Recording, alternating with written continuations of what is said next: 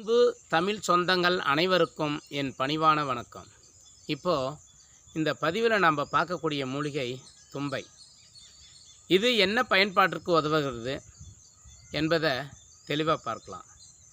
அன்பு நேயர்களே, இதோட கூட்டு மருந்து என்னென்ன கலக்க வேண்டும் என்பதையும் தெளிவாக பார்க்கலாம். என்ன வியாதி என்பதையும் இந்த வீடியோவில் பார்ப்போம்.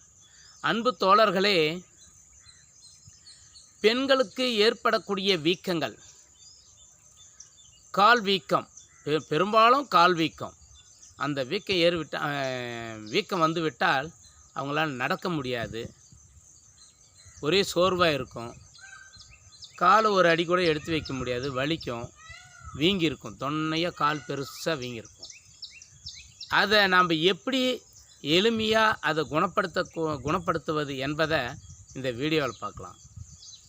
அன்பு தோழர்களே, பெண்களுக்கு ஏற்படக்கூடிய நீர்க்கோற்றல், முட்டியில் நீர் கோத்துக்கிறது, கால் வீக்கம், முக வீக்கம், கை வீக்கம், இது போல் வீக்கங்களுக்கு பயன்படுத்துவது தும்பை இலை.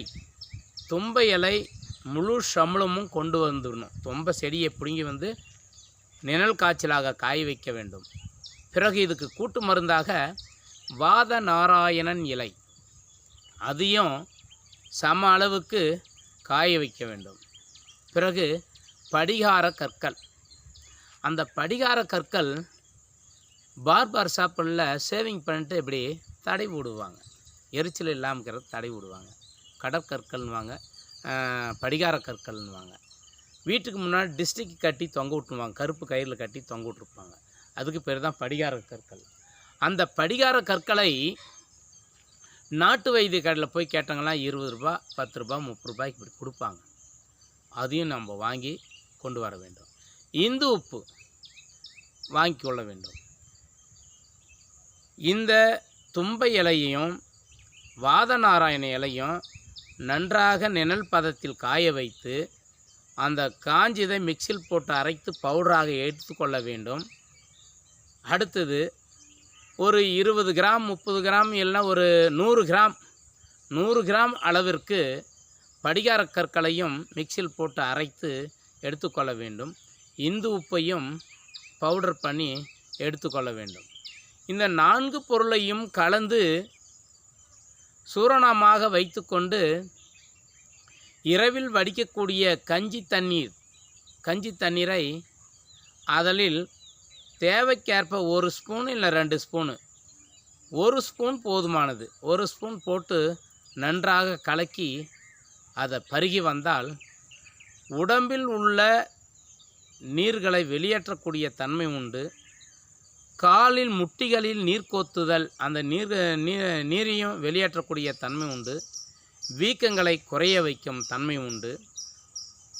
இப்படிப்பட்ட மூலிகை இது. பயன்படுத்தி பாருங்கள் அன்பு நேயர்களே. அது மட்டுமல்ல, இதை நீங்கள் பருகி வந்தால் சுகபேதி ஆகும். பயப்பட வேண்டாம். சுகபேதி ஆனால் அது 1 முறை 2 முறை போகும். பயப்பட வேண்டாம். அதனால மோரோ ஏதோ சாப்பிட்டோங்கன்னா நின்றோம்.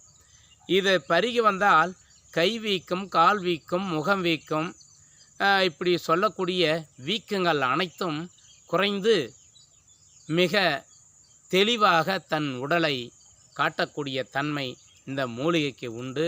பயன்படுத்தி பாருங்கள் அன்பு நேயர்களே. இதை பயன்படுத்தி விட்டு மறக்காமல் என்னுடைய KPL சேனலுக்கு சப்ஸ்கிரைப் பண்ணுங்கள், லைக் பண்ணுங்கள், ஷேர் பண்ணுங்கள், கமெண்ட் கொடுங்க. அடுத்த வீடியோவில் சந்திப்போம். நன்றி, வணக்கம்.